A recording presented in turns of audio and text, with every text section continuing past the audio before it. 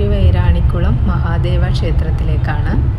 ആലുവയിൽ നിന്ന് ഏകദേശം ഒരു 10 കിലോമീറ്റർ ദൂരമാണ് ഈ ക്ഷേത്രത്തിലേക്കുള്ളത്. ശ്രീ മഹാദേവനും പാർവതി ദേവിയുമാണ് ഈ ക്ഷേത്രത്തിലെ പ്രതിഷ്ഠ. ഈ ക്ഷേത്രത്തിൻ്റെ പ്രത്യേകത എന്തെന്നാൽ വർഷത്തിൽ 12 ദിവസം മാത്രമാണ് പാർവതി ദേവിയുടെ നട തുറക്കുന്നത്.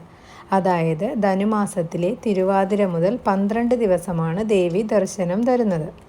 ആ സമയത്ത് വന്ന് ദർശനം നടത്തുന്നത് മംഗല്യ സൗഭാഗ്യവും കുടുംബ ഐശ്വര്യവും ഉണ്ടാകുമെന്നാണ് വിശ്വസിക്കുന്നത്. ഈ ക്ഷേത്രത്തിലെ പ്രധാന വഴിപാട് മഞ്ഞൾപ്പറയാണ്. മംഗല്യവരദായിനി ആയതിനാൽ മംഗല്യ തടസ്സങ്ങളെല്ലാം മാറാൻ ദേവി അനുഗ്രഹിക്കും എന്നാണ് പറയപ്പെടുന്നത്. ഉത്സവമായതിനാൽ നിറയെ കച്ചവടക്കാരുണ്ടായിരുന്നു. തൊഴുത് കഴിഞ്ഞിറങ്ങുമ്പോൾ നമ്മുടെ കണ്ണിനും മനസ്സിനും കുളിർമയേകുന്ന ഒരു കാഴ്ചയാണ്.